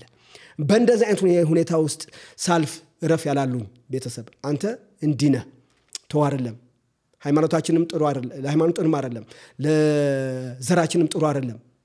አባታችን ትላንት ቅድመ አያታችን ያላረጉ ለምን ትጠጣለህ ለምን እንዲህ ታደርጋለህ ያላሉኝ ሰዎች ልክ ጌታ ሳገኝ ቅድም እንዳልኩ ይህን ሰላም ሲመለስ እና ወደ ማስተዋል ስመጣ ግን ትልቅ ስግደት ተነሳብኝ። የሚያሳዝነው ትልቅ ስግደት ነው የተነሳብኝ። ወንድሞቼ የሀገር የዘመድ ሰብሳቢ የዘመድ አንጋፋ ሽማግሌ ሁለት ጌቶ ከሚባል ሀገር ይዞ አመጡብኝ። የት? ኦሎምፒያ ሱቅ ላይ ነው ያለሁት፣ እዛ ነው ያለሁት። እና ይዞ አመጡ። እነዚህ የነገር አዋቂዎች ናቸው፣ የዘመድ ሰብሳቢ ናቸው፣ ትልልቅ ሰዎች ናቸው። ጀማል ይሄን የተከተልከውን ሃይማኖት ትተዋለህ አትተውም አሉኝ። እኔ መንፈስ ቅዱስ ነው የረዳኝ። እኔ ሃይማኖት አይደል የተከተልኩት ህይወት ነው። ትናንት ያላገኙትን ሰላም አግኝቻለሁኝ። ትናንት ስሰቃይ ሌሊት ከኔ ጋር ሲሰቃይ ነበር፣ ማንም አልነበረም። ይሄ ነው። ስለዚህ እኔ ሰላም አግኝቻለሁ። አሁን ምንም የምተውበት ነገር የለም። አልተውም። ትገሉኛላችሁ እንጂ አልተውም አልኳቸው። ውሳኔ ነው፣ ትክክለኛ ውሳኔ ነው የወሰንኩት። ይሄን እያልኩ እየተናገርኩ እያለ አንዱ እንደው ምን አለኝ ከዛው ከጌቶ ከመጣል እሷ እኮ አታላው ነው በምግብ አታላው ነው። ጥሩ ነገር ያበላች እንዲህ የተንከባከባች ባለቤቴ እንትን አላት እና እየተንከባከባች እሷ ነች ያስቀየረችው። እሷ ለምን አትቀጥልም? አንተ ለምን እንደዚህ አትልም? አይ አይደለም እኔ ነግሮኛል። በቃ ትናንት የነገሩኝ ሰዎች ባለፈው የነገሩኝ እነዚህ ይሄን ብትከተል ያዋጣህ ያሉኝ ሰዎች ቤቴን ጠቅላላ ይሄን መከተል አለብህ ብሎኛል። አሁን ነው እነሱ ያሉኝን አይደለም። እኔ አሁን ገብቶኛል፣ የገባኝ ነገር ገብቶኛል። በቃ ተውኝ አልኳቸው። ከዚያ በኋላ ወደ ጥያቄ መጡ፣ ማለት ማስጠንቀቂያ። ከአሁን በኋላ አንተ ብትሞት አሉኝ። እኛ ሀገር አሁን ብዙም ቀንሷል የለም። በዛን ጊዜ ግን ወንድማማቾች ካሉ አንድ ወንድም ሲሞት የአንድ ወንድም ሚስት ሌላ ወንድም ያገባል። ይሄ በቃ ልጆቹም የተለያየ ነገር የተባለ ከአሁን በኋላ አንተ ብትሞት እኮ ባለቤት ማንም አያገባትም አሉ። ማንም ከኛ ዘመድ ማንም ከኛ ወገን ማንም አያገባትም አሉ። ስላስጨነቁኝ በጣም ስለተጨነቁ እንደውም እኔ ሞቼ በተገላገለችማ ማንም አያገባት ከኛ ዘርማ አታገባም ተውኝ አልኳቸው። እሺ አሉ። ከአሁን በኋላ ከብት ከከብት ጋር አይበላም አሉ። ከብቶች ከከብት ጋር አይበላም አሉ። በአንድ ቦታ አይታገዱም ነው በቃ። ከኛ ከብት ጋር ከብትህን ተቀላቅሎ ከከብታችን ጋር ጋጣ ላይ አይበላም። አንድ እሱ አሉ። ሁለተኛ ደግሞ ቡና ከኛ ጋር ገጠር ማህበራዊ ኑሮ ቡና ከኛ ጋር አጠጣም አሉ። ቤተሰብህ ሚስትህ አንተ ልጆች ከኛ ጋር ቡና አጠጡም አሉ። እሺ አልኳቸው። ብትሞት ደግሞ አንቀብርም ለቅሶ አንደርስም አሉ። እሺ አልኳቸው። እሳት ደግሞ አታገኝም። መጨረሻ ላይ ደግሞ ገጠር የተለያየ የእንሰት ጊዜ ያለ ሴቶች ይሄ በደቦ የሚሰሩት ባለቤትህ ከኛ ዘመድ ጋር ከኛ ሚስቶች ጋር ከኛ ቤተሰብ ጋር ይሄን አታደርግም፣ በእነዚህ ነገር ትወስናለህ አለ። አዎ አልኳቸው። ከዛ በፊት ግን አንድ ነገር ይገባኝ ነበር። ልክ እኛም ገጠር ቀድሞ ያመኑ አማኞች ወይም ጴንጤዎች ልክ እንዲህ ሲወስኑ ከብቶቻቸው ከከብት ጋር እንዳይበላ፣ በተለይ ደግሞ እኛ ሀገር በቃ በተለይ እኔ መንደር ይታወቃል፣ አሁን የሚሰሙትም ያስታውሱታል። ከብቶች ከከብት ጋር እንዳይበሉ፣ እሳት በጎረቤት እንዳይሰጥ፣ ደግሞ ማህበራዊ ኑሮ ትገለላለህ። እኔ እዛ ሀገር ያሉ ጴንጤዎች እንደሚሆኑ ሆናለሁኝ፣ በቃ የምትሉት ነገር ሁሉ ይቅርብኝ፣ ግን ተውኝ አልኳቸው። በቃ ወስኑ፣ አንተ ዘመዳችን አይደለህም ብሎ አግልለውኝ በጣም ብዙ ጊዜ ኖርኩኝ። በጣም ብዙ ጊዜ ከዛ ጎን ለጎን ደግሞ እዛ ክፍለ ሀገር ያሉት ወይም ደግሞ የዛ ሰፈር እኔን ወደ ጌታ መጣ ሲባል አሉ፣ በጌታ ብዙ ሰዎች አሉ፣ አሁንም በስተዋል። እና ወደ ጌታ ጀማል እንግዲህ አሳዳጅ ነኝ፣ ቃሚ ነኝ፣ ተደባዳቢ ነኝ፣ ደግሞ በጣም አመፀኛ ነኝ። እዛ መስቀል አደባባይ እዛ ስቴዲየም ዙሪያ ጀማል ወይም ፍሬቻ ከተባለ እኔን የማያውቅ የለም። የሌባም ተቀባይ ነኝ፣ ሌባም ነኝ፣ አሰልቺ ነኝ። እና ሌሊት ከጠጪዎች ጋር ነው የምታውቀው፣ ቀን ከቃሚዎች ጋር ነው የምታውቀው። እና የኔን ዘመዶች ወይም የዛይ መንደሬ ልጆች አሁን እዚህ አካባቢ አዲስ አበባ በብዛት አሉ፣ ስጋ ቤት ነጋዴ ናቸው፣ በተለያየ አይነት ዘርፍ ያሉ ሰዎች አሉ። እና ጀማል እንዲህ ነው ሲሉ ገጠር ያሉትም ጠቅላላ ጥሩ አቀባበል አደረጉልኝ። አይዞ እኛም እንዲህ ተገፍተን ነበር፣ እኛም እንዲሆነ ነበር፣ ምንም አይዞ የሚል ተስፋ ማገኘው። ከዚያ እየበረታሁ እየጠነከርኩ እያደኩ መጽሐፍ ቅዱስም ያነበብኩኝ ገጠር አገልጋዮችም የመጡ እየጸልዩ ያስተማሩኝ፣ ከዛ ስግደት እየተንከባከቡኝ ቆየሁ። ግን ቤተሰቦቼ ወይም ደግሞ የኔን ዘመዶች እንዲያጎር ይጣዩኛል። ማለት የጎሪጥ ማለት ይመለሳል፣ ይጠብቁኛል። እኔ ግን ቀጠልኩ፣ አልተመለስኩም።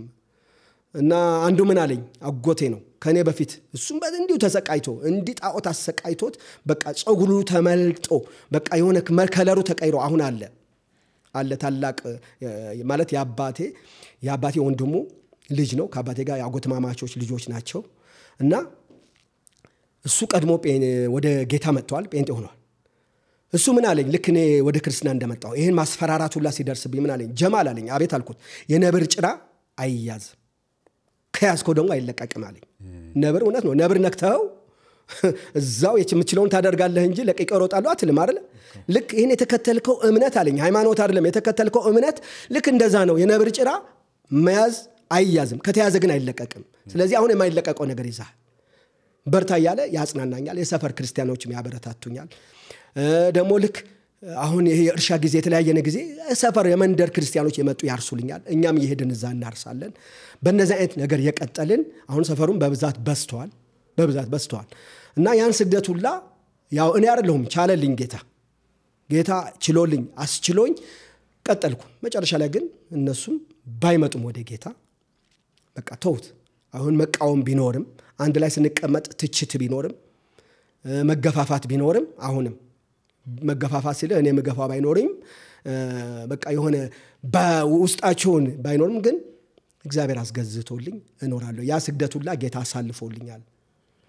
ያን ስግደት ሁሉ ትልቅ ስግደት ነበር። ትልቅ ስግደት በቃ እርሻ እንዳይታረስለት፣ ልጆቹን ቅድም እንዳልኩ ከልጆች ጋር እንዳይጫወቱ፣ ከብቶቹ ከከብቶች ጋር እንዳይበሉ። ይሄን የተደረኩት እዛ መንደር ላይ ያሉ ጌታ የማያውቁ ሰዎች አይደሉም። ማንም እንደሚያውቀው መንደር ላይ ያሉት ጌታ የሚያውቁትም የማያውቁትም ምንም አላሉኝም። የሥጋ ዘመዶቼ ናቸው። ጌቶ ከሚባል ሀገር የዘመድ ሰብሳቢ ተጠርቶ ነው ይሄን የተደረኩት። ቤተሰቦቼ ዘመድ ተጠርቶ ይሄን ሁላ ሲያደርጉብኝ ግን ሰፈር ያለ ሰው ያበረታኝ ነበር። አንዳንዱ ድሬ ጀማል እንዲህ ከሆነ ከዛ ጫት ካመለጠ ከዛ መጠጥ ካመለጠ ገጠር አንድ ጠርሙስ አረቄ ለብቻዬን አይበቃኝም። ጠጥቼ ዳራ ይሄ ጋጀራ የሚባለው ቆንጨራ ይባላል። እሱን ይዤ ሰው ለማምታት ነበር የምዞረው። ሳጓራ ነበር የምውለው። ጅብ አጠገቤ ሲመጣ ጅብ ነበር ማናግረው። አልፎም ቅድም እንዳልኩት ውጪ ነበር ማድረው። ከቤተሰብ ግን ይህን ስግደት ከተነሳ በኋላ አልገፋኝ፣ ወደ ኋላ አልመለሰኝም። ወደፊት የገፋኝ ሄደ። አሁን ወዳለሁበት አደረሰኝ። አሜን።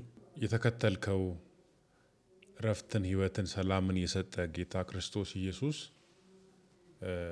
ላንተ ማን ነው?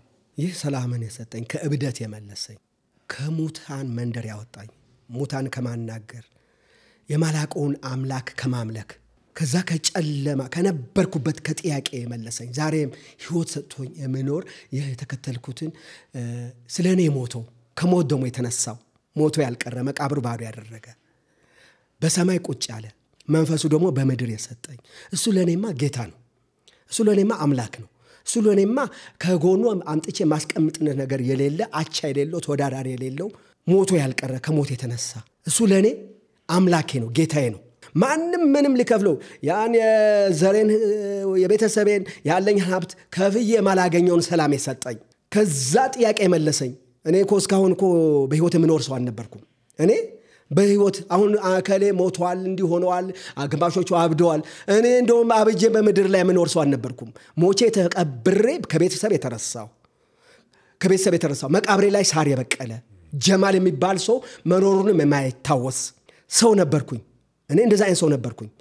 ያን ደግሞ ያደረገልኝማ እኔ ዛሬ የተከተልኩትማ የገባኝ እውነተኛ አምላክ ሰማይና ምድር የፈጠረ እሱ ለእኔ አምላኬ ነው፣ ጌታዬ ነው። አምኜዋለሁኝ። ደግሞም አንድ ቀን ይከዳኛል፣ ጥሎኝ ይሄዳል። ትናንት እኔ ቤት ሲመለኩ እንደነበሩት ወይም ደግሞ ዛሬም በተለያየ አይነት አምላክ ያልሆኑ አምላክ ነኝ እንደሚሉት አንድ ቀን ይሄዳል ለማልለው፣ አንድ ቀን ይከዳኛል ለማልለው፣ ካልገበርኩለት እንዲህ ካላደረኩለት አንድ ቀን ይዘርረኛል ማልለው እሱ ለእኔ ጌታ ኢየሱስ ክርስቶስ ጌታዬ ነው። ጌታ ኢየሱስ ክርስቶስ ጌታዬ ነው። እኔ ከየት እንደመጣሁ አውቃለሁ። ዛሬ ምናልባት ትናንትማ ጀማል እንደዛ ስለነበረ ዛሬ ሊሉ ይችላል፣ የተለያዩ ሊል ይችላል። ለእኔ ግን የገባኝ ገብቶኛል። እኔም ትናንት ነበር ፈርድ ነበር ጌታን ሳላቅ። ግን ይህ ለእኔ ጌታዬ ነው፣ አምላኬ ነው፣ አድኖኛል። የልጆቼ አባት ነው፣ የትዳሬ መሪ ነው፣ የቤተሰብ አስተዳዳሪ ነው። የአገልግሎቴ ደግሞ ምሰሶ ነው። ስለዚህ ገብቶኝ ነው ማመልከው እንጂ ሰው እንደነገረኝ አሁን ትላንት እውነት ነው ጥሩ ነው። ዛሬም ወንጌል ለሰዎች እንናገራለን። ትላንት የነገሩኝን አይደለም። ያቺ ሴት ውሃ ልትቀዳ በመጣች ሰዓት ጉዷን ከነገራት በኋላ ሄዳ ነገረች አይደለ? ከመጡ እሷ ነገረቻቸው መጡ። ከመጡ በኋላ ግን አንቺ ስለነገርሽን አይደለም እኛ ግን አይተነዋል ብለዋል። ስለዚህ አሁን ትላንት የነገሩኝን አከብራለሁኝ። እግዚአብሔር ዘመናቸውን ይባርክ። ትላንት ወደ እውነት ያሳዩኝ የነገሩኝ የቀድሞ የዚህ እምነት ተከታዮች አከብራለሁኝ። በጣም አከብራለሁ። ለምን እግዚአብሔር በእነሱ ሆኖ መጥቶ ባይናገረኝ ወደዚህ እውነት ወደዚህ ህይወት አልመጣም ነበር። እነሱን አከብራለሁ በጣም። ዛሬ ግን ለእኔ ለራሴ የገባኝ ነገር አለ። እውነትም ህይወትም መንገድም እንደሆነ እሱ ተረድቼዋለሁኝ። ገብቶኛል። ማንም የፈለገው ቢለኝ፣ ማንም የፈለገው ቢያሰፍርልኝ፣ ማንም የፈለገው ቢሰፍርልኝ ከአምላክ ያላወዳደረው አንገቴን እሰጠዋለሁ። ገብቶኛል። በዚህ ምድር ላይ ሰላሜን አገኘው። ቅድም እንዳልኩ በተለያየ ነገር ሰላም ስፈልግ የነበረ ሰው ዛሬ በዚህ ምድር ላይ ይሁን እንዲህ ከናንተ ጋር ከሰዎች ጋር እኩል አድርጎኛል። የሚገርመው ደግሞ የምድሩ ብቻ አይደለም፣ በዘላለም ህይወት ደግሞ ላይ ቤት አዘጋጅቶልኛል። እሱ ነው ለእኔ ትልቁ ተስፋዬ። አሁን ጀማል ምን ያለው ይሄ ያለው እሱን አይደለም እንዴ? እኔ የፈለገ ፎቅ የፈለገ መኪና ተቆጠረኝ ምን ያደርግልኛል? በቃ ዘምሮ ወይም ደግሞ ዘፍነው ነው የሚሸኙኝ። በገንፎ እንደተወለድኩኝ በንፍሮ ነው የሚሸኙኝ። የዘላለም ህይወት ግን አለኝ። ይህ የዘላለም ህይወት በማንም የማይወሰድ ዘመን ተሰበሰበ፣ የሩቅ የቅርብ ዘመን ተሰበሰበ፣ የማልነጠቅ አንድ አለኝ። እሱም የዘላለም ህይወት የዘላለም ረፍት አለኝ። ስለዚህ ያመንኩትማ ለእኔ ጌታዬ ነው። ያላመንኩት ገብቶኛል። ይሄ ጥያቄ በቃ እኔ አንዳንዴ ለሰዎችም ስናገር በጣም እንደውም ድብልቅልቅ ይድብኛል። ከፍቅሩ የተነሳ ከደስታው የተነሳ ለምን ያላየሁት እውነት ነው። አይቀልብኝም። እኔ አሁን ለብዙ ለክርስቲያኖች የምነግረው በኋላ እናገረዋለሁኝ። አይቀልብኝም በቃ ለምን የሆነ ለምርጫ ለአማራጭ ያስኩት አይደለም። ለአንዴና ለመጨረሻ ጊዜ የተከተልኩትን እሱ ጌታ ኢየሱስ ክርስቶስ ለዘላለም ጌታዬ ነው።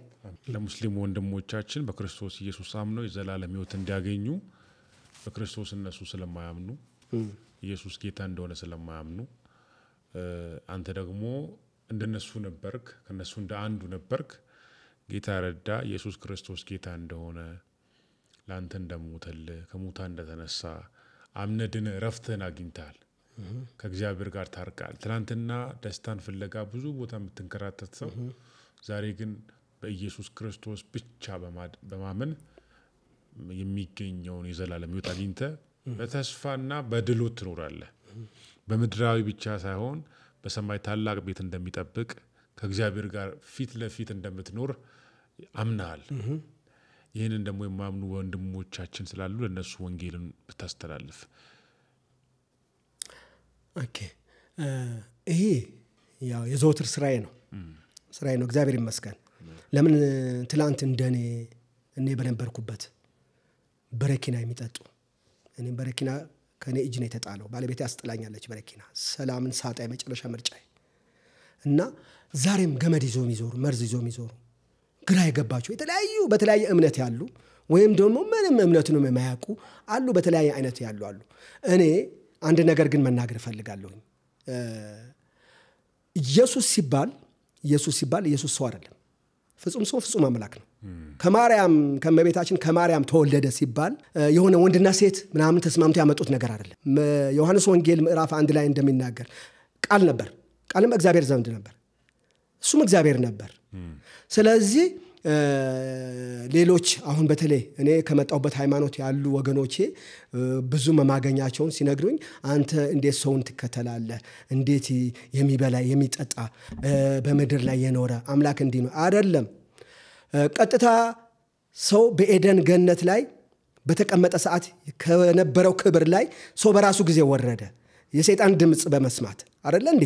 የሰይጣን ድምጽ በመስማት አደራ ይሄ እንዳትነካ ብሎ ያዘዘውን የሰጠውን ብዙ ነገር ሰጥቶ ሳለ እንዳትነካ ብሎ ከወጣ በኋላ አምላክ እግዚአብሔር ያን ትእዛዝ ካደረገ በኋላ ግን ሰይጣን በሌላ ተመስሎ መጣ፣ በእባብ ተመስሎ መጣና ሰው ከነበረበት ክብር በማድረጉ ከክብር ወረደ። ከወረደ በኋላ ግን አንድ ነገር ግን ነበር። ፈጣሪያችን እግዚአብሔር የፍቅር አምላክ ስለሆነ ከሱ ጋር የተጣሉ ሰዎች አንድ ያደራ በልታቸዋል ብሎ አኩርፎ አልቀረም። አንድ መንገድ ግን አዘጋጀ። ያ መንገድ ደግሞ ቅድም እንዳልኩት በሱ ዘንድ የነበረ አንድ ልጁ ወደዚህ ላከ። በድንግል ተወለደ። አላህ ወይም ደግሞ እግዚአብሔር ከሴት ጋር ተኝቶ አይደለም ኢየሱስ ክርስቶስን የወለደው። የእኛን ኃጢአት ሊያስተሰርይ ግን ሰው መስሎ መጣ። ሰው መስሎ ሲመጣ ደግሞ ስለማን ችሎ ነው? በእንዲህ አይነት መንገድ ካልመጣ በስተቀር ቀጥታ ጌታችን ኢየሱስ ክርስቶስ ከሰማይ ዱብ ቢል ሰው ሊረዳው ሊያየውም ስለማይችል እኛ ባለንበት መንገድ ተከትሎ መጣ። ፍጹም ሰው ፍጹም አምላክ ሆኖ መጣ። በፍጹም ሰውነቱ ልክ ነው እኛ በመናልፍበት ሁሉ ከኃጢአት በስተቀር አለፈበት። በፍጹም ሰውነቱ አምላክ አይሞትም። አዎ በፍጹም ሰውነቱ ሞተ። በፍጹም ሰውነቱ ይሄው ላደረገ በመድር ላይ እስከ መሞት ድረስ ሄደ። በፍጹም ሰውነቱ በፍጹም አምላክነቱ ደግሞ ሰው ተቀብሮ ስለማይነሳ የኔን ሞት ሞቶ ተቀብሮ ተነሳ። ሰው አይነሳም። ይሄን ማንም ሊከፍለው የማይችል ዕዳ በሰው ላይ ተጫነ ዕዳ በሙስሊም በኦርቶዶክስ በጴንጤ ለምናም ለሰው ዘር ለጥቁር ለነጭ አይደለም ለሁሉም ኃጢአት ሲል ጌታ ኢየሱስ ክርስቶስ በእንደዚህ መንገድ መጣና ያ ሁሉ አለፈና ተቀበረ። በሰውነቱ ነው ይሄን ያደረገው። በአምላክነቱ ግን ከመቃብር ተነሳ። ከተነሳ በኋላ እንግዲህ ያው አለ መጽሐፍ ቅዱስ ላይ ከተነሳ በኋላ እኔና እናንተ በዚህ ላመኑ ሁሉ መዳን ሆነ። ስለዚህ ኢየሱስ ክርስቶስ ሙስሊሞችን ይወዳቸዋል። በሱ ካመኑ የዘላለም ሕይወት አላቸው፣ በሱ ካላመኑ ደግሞ የዘላለም ሕይወት የላቸው። አዎ ለመጣ ነው እሱ።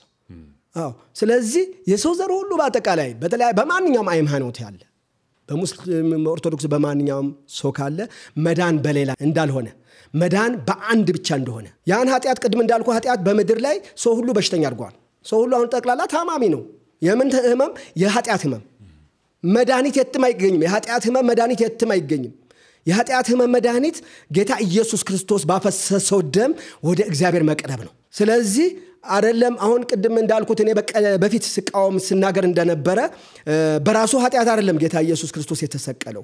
እኔ ዛሬ ትላንት በነበርኩበት ሃይማኖት ውስጥ ላሉ ወገኖቼ ዛሬ አንድ መልእክት ማስተላለፍ ፈልጋለሁ። መዳን በማንም ስለሌለ የዘላለም ሕይወት ወይም ደግሞ ጀነት መግባት የሚቻለው በአንድና በአንድ ስለሆነ በማን? በእግዚአብሔር ልጅ በኢየሱስ ክርስቶስ። ቅድም የእግዚአብሔር ልጅ ስለው አሁንም ግር እንዳይል ለሰሚ የእግዚአብሔር ልጅ ማለት በመንፈስ የተወለደ ነው እንጂ በስጋ በደም የተወለደ ከወንድ ከሴት ፈቃድ ያልተወለደ በሱ በማመን የመንግስተ ሰማያት መግባት ወይም ጀነት መግባት እንደሚቻል ሰው በዚህ ምድር ላይ ይገርማችኋል ጀነት ለመግባት መንግስተ ሰማያት ለመግባት የተለያየ ነገር ያደርጋል። ሰው ማንኛውም ሰው ብትጠይቅ አሁን ምን ልንድነው በማንኛውም ሃይማኖት ያለ ሰው ምን ልንድነው እሱ የመጨረሻ ጀነት ወይም መንግስተ ሰማያት ለመግባት ነው ይላል። ምንም ፕሮሰስ አያስፈልግም። ምንም ስራ ከኛ አይጠበቅም። በአንዱ በኢየሱስ ክርስቶስ አምኖ መዳን መንግስተ ሰማያት መግባት ይቻላል። በአንዱ በኢየሱስ ክርስቶስ አምኖ በመዳን ጀነት መግባት ይቻላል። የጀነት ቁልፉ ማንም አይደለም ጌታ ኢየሱስ ክርስቶስ ነው። ለምን? ከሞት የተነሳው እሱ ነው። ብዙዎች መቃብር ውስጥ ነው ያሉት አይደለ? ብዙዎች መቃብር ውስጥ ነው ያሉት። በቃ መቃብርን ማንም ሳይከፍትለት ማንንም ሳይከፍትለት መቃብርን ድንጋይን ፈነቃቅሎ መቃብርን ጥሶ የተነሳው አንድ አለ። እሱ ማን ነው? ጌታ ኢየሱስ ክርስቶስ ነው። ስለዚህ ዛሬም እህቶቼ ወንድሞቼ ይሄንን ቪዲዮ የምትመለከቱ በማንኛውም አይነት ጥያቄ ውስጥ ያላችሁ ሰዎች ሁሉ ለጥያቄ ሁሉ መልስ ኢየሱስ ነው። ከልብ የሆነ ለጥያቄ ሁሉ መልስ ኢየሱስ ነው። ስለዚህ የመጨረሻ ደግሞ አለ። በዚህ ምድር ላይ ሰው እንደፈለገ ቀድም እንዳልኩት እኔ ከአሁን በፊት እንደነበርኩት ህይወት ማንም ሊኖር ይችላል። አንድ ቀን ግን ሞት የሚባል ነገር አለ። ያ ሞት የሚባለው ነገር የዘላለም ከሞት በኋላ የዘላለም ህይወት አለ። ያን የዘላለም ህይወት ማግኘት የሚቻለው በስራ አይደለም። ያን የዘላለም ህይወት ማግኘት የሚቻለው ጀነት መግባት የሚቻለው ወይም ደግሞ መንግስተ ሰማያት መግባት የሚቻለው ዛሬ የተለያየ ነገር ስላደረኩ ስለሰራሁ ይሄን ስላደረኩ አይደለም። ሰርቶ በጨረሰልን በጌታ በኢየሱስ ክርስቶስ በማመን መንግስተ ሰማያት መግባት ይቻላል። የእግዚአብሔር ልጅ መሆን ይቻላል። መጽሐፍ ቅዱስ ሲናገር ሁሉም ኃጢአት ሰርቷል ይላል። ሁሉም ኃጢአት ሰርቷል። ቀጥሎ ምን ይላል? የእግዚአብሔር ክብር ጎሏቸዋል። ስለዚህ ለዛ ኃጢአት ሁሉ እንግዲህ የተወሰነ ኃጢአት ሰሩ አይልም። የተወሰነ ክልል የተወሰነ ሀገር ነጩ ጥቁሩ ፈረንጁ አይልም። ሁሉም የሰው ዘር ሁሉ ኃጢአት ሰርቷል። ኃጢአት የለብኝም የሚል ቢኖር ይሄ ከእውነት የራቀ ነው። ራስን ማሳት ነው። ራስን ማታለል ነው። ሁሉም ኃጢአት ሰርተዋል። የምን ኃጢአት?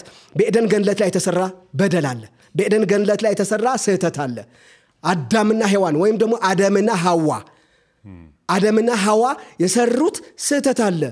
ያን ኃጢአት እስከ ዛሬ ድረስ እንደተወራረሰ ነው ያለው። የዛ ኃጢአት መድኃኒት ግን አንድ አለ። በምድር ላይ አምላካችን ጌታ ኢየሱስ ክርስቶስ ያፈሰሰው ደም ከራሱ ጋር ወስዶ ያስታርቀናል። ከራሱ ጋር ወስዶ የራሱን ልጅ ያደርገናል። የልጅነትን መብት ይሰጠናል። እኔ አሁን ብትሞት ጀማል ወዴት ነህ ብለህ አልጠየቀኝ ብትጠይቀኝ አውቀዋለሁ መሄጃዬን። ብሞት እኔ እንድሞት አልፈልግም። እንድሞት ማለት ልሙት ብዬ የሆነ ማደርገው ነገር የለኝም። እንድሞት ሞትን ፈራው ሳይሆን እንድሞት ማደርገውን ወይም ደግሞ ራሴን ጠልቼ አይደለም። ቀኔ ደርሶ ግን ከሞትኩኝ አገር እንዳለኝ አውቃለሁ። በምድር ላይ ስመላለስ ተስፋ ቢስ አይደለሁም። ተስፋ አለኝ። የእግዚአብሔር ልጅ ኢየሱስ ክርስቶስ በሰማይ የሰራልኝ ቤት አለኝ። የሰራልኝ ይሄ በግራ በቀኝ የሚቆሙ መልአክ አይደለም ያለኝ። የሆነ ስራ የተመዝኖ ወደ አመዘነ ከፍ ወደ አለበት አይደለም። በእኔ ስራ አይደለም መንግሥተ ሰማያት የምገባው። በእኔ ስራ ዛሬ የተለያየ ነገር ደግሼ የሆነ ነገር አድርጌ እንደዚህ እገባለሁኝ።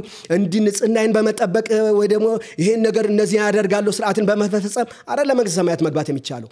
መንግሥተ ሰማያት መግባት የሚቻለው በአንዱ በእግዚአብሔር ልጅ በኢየሱስ ክርስቶስ በኩል ነው። ጀነት መግባት የሚቻለው በአንዱ በኢየሱስ ክርስቶስ በኩል ነው። እኔ ወገኖችን አሁን ማስተላለፍ እኔ ይሄን እድል ማግኘቴ በጣም ደስ ይለኛል። በተለያየ ጥያቄ ውስጥ ያሉ ሰዎች አሉ። በተለያየ እኔ ተስፋ ቆርጬ ስመላለስ ነበር። የቤተሰቤን ጣጣ አዙሮኝ ነበር። አንሸወድ። የቤተሰብ ጣጣ ዛሬ እንደ ትላንትናው እኔ እንዳልኩት የሙታን መንፈስ ሐሙስ ጠብቆ አይመጣም። ቅድም እንዳልኩት የአውሬ መንፈስ በወር ጠብቆ የሆነ እንዲገብ መልክ ኒናስ እንዲ አይቤ ምናምን ቅቤ አይልም። መልክ ቀይሮ መጥቷል። በተለያየ ሲስተም እሱ ሲስተመኛ ነው።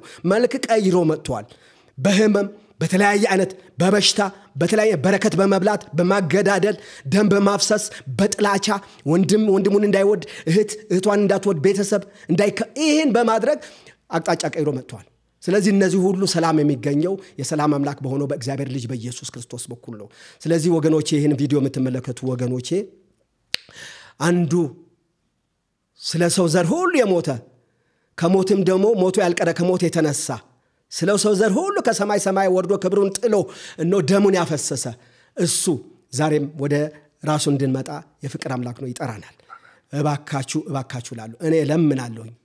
በየቦታው መሰብከው ነገር ነው። እኔ የቀመስኩትን እውነት እንድትቀምሱ ራሳችሁ እንደኔ ራሳችሁ የጠላችሁ ሰዎች ካላችሁ፣ እንደኔም ኑሮ የሰለቻችሁ ሰዎች ካላችሁ፣ እንደኔም በምድር ላይ የተማረራችሁ ሰዎች ካላችሁ፣ የኔ ቀን የኔ መጨረሻ ነው የምትሉ ሰዎች አንድ መልእክት ላስተላልፍላችሁ።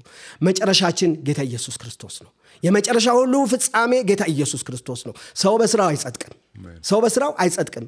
በስራ ቢባል ነው ሰው በሃይማኖት አይጸድቅም። ሃይማኖት ቢባል ኖሮ ስራ ቢባል ኖሮ እኔ ጥንቅቅ ያለ ነገር ነበረኝ። ቅድም እንዳልኳችሁ እንደዘረዘርኳችሁ የአባቴን እናቴ ስከተልና ሳደርጋቸው የነበሩ ብዙ ስርዓቶች ነበሩኝ። ባሱብኝ እንጂ አንዱንም ለውጥ አላመጣም። ስለዚህ ወደዚህ ወደ እግዚአብሔር ልጅ ወደ ኢየሱስ ክርስቶስ እንድትመጡ ሁላችሁንም ጥሪ አቀርባለሁኝ። አሜን። ጌታ ኢየሱስ ይባርክ። በጣም ጀማል ወንድሜ ጥሬና አክብረ ስለመጣ ይህንን ደግሞ የህይወት ምስክርነትን ያለፍክበትን ውጣ ውረድ ሁሉ ስላጋራህን ስላካፈልከን እጅግ አድርጌ አመሰግናለሁ። እግዚአብሔር አምላክ በነገር ሁሉ ይባርክ። ቤትህን፣ ትዳርህን፣ አገልግሎትን ሁሉ እግዚአብሔር ይባርክልህ። አሜን። አመሰግናለሁ። ተባረክ። አሜን። እግዚአብሔር ይባርካችሁ፣ ያስፋችሁ። አሜን።